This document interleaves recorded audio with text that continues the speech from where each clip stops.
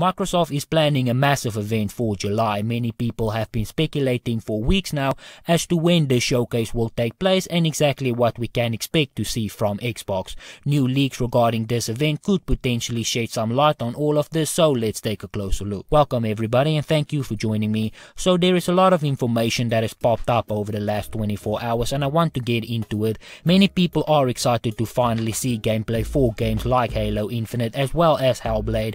There has been a lot of speculation and rumors regarding other potential titles Microsoft have been working on, like Fable, and I will get into that game a bit later. But before we can even begin to discuss this event further, we do need to look at the most important part, and that would be the date for this event. Now, a new leak from Windows Central suggests the following. Microsoft thus far has given a timeline for the July event. Multiple sources with knowledge of Microsoft's plan suggest that this will fall around the week of July 20th. I've seen some suggestions that it may have originally been planned for earlier this month, but our current information suggests that it will go live a little bit later, at least as of writing. I think it's safe to expect that it's on a weekday as well rather than a weekend, making it anywhere between July 20th and July 25th.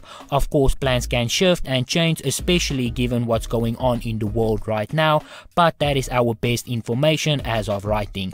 If you want to read more, I will put a link to Windows Central's article down in the description. They do great work over there, but that has pretty much been my prediction as well. That is just based on Aaron Greenberg stating that they are still in the planning phase for this event.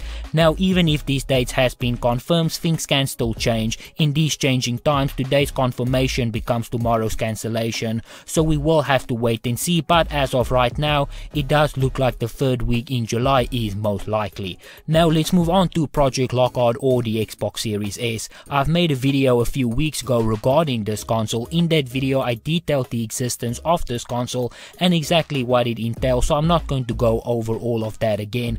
But now that we do know that this console is in the works, the question becomes exactly when will we see official confirmation. Many have suggested that we could see confirmation for this console at the July showcase, considering that this will be their biggest event. Now that is a reasonable expectation, but a new leak now suggests confirmation for this console as well as the price could be pushed back to August. Now I first saw this information on Tom Warren from The Verge's Twitter page while I was doing research for another video, and on there he states the following. Microsoft will reportedly reveal the Xbox Series S console in August. The company has reportedly been planning to unveil it in June. Now he also said that Lockout CPU will be faster than that of the PlayStation 5, but that is a topic for another day.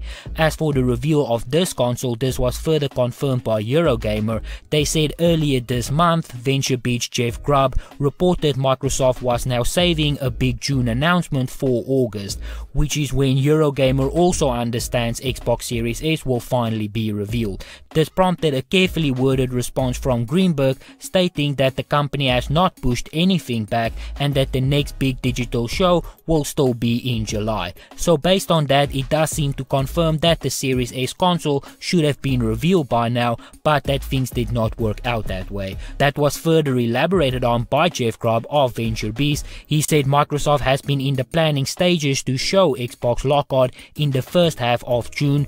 It shared the outline with the third-party developers. It scratched that and moved the event to August due to the Black Lives Matter protest against police. The company also wanted to give ample room to Sony to hold its PlayStation 5 reveal, which was publicly delayed also due to the social distress. Since Sony did not originally provide a new date for the PlayStation 5 event, Microsoft moved Lockout to August instead. Now, as you know, we did not get to see the June showcase, so the timeline does seem to hold up. It is also at this August event where we can expect to see the release date and the price of these two consoles, and I think the plan is for Sony to reveal their price first and then for Microsoft to respond with theirs. As I've mentioned, the plan is for Microsoft to undercut the price of the PlayStation 5. Now, as far as exactly what we can expect to see at this July event, of that I'm not sure of yet. I've made a video last week with a few predictions and I still think that those predictions hold true, but new information did come to light regarding regarding the potential for a new Fable game.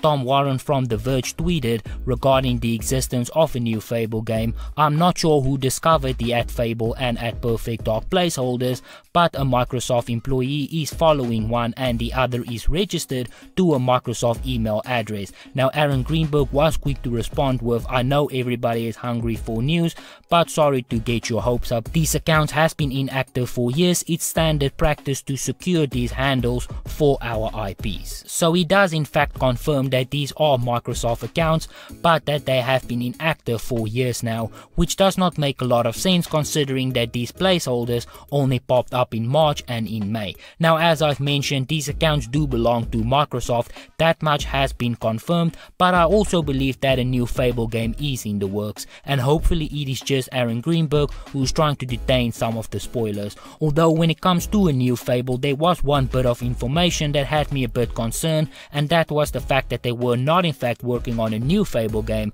but rather a reboot. I don't want to see a reboot for this game, I want to see a completely new game. I think it's time. Playing through the first Fable game was great. In fact, I just played it the other day again, but I do want to see something different. They had the right idea with Fable Legends, where they went in a completely different direction, and you can actually play not as the hero, but as the person who was going to stop the hero. Whether that specific concept is good or not, that I will let you decide, but that is the type of innovation that I'm looking for in a new Fable game.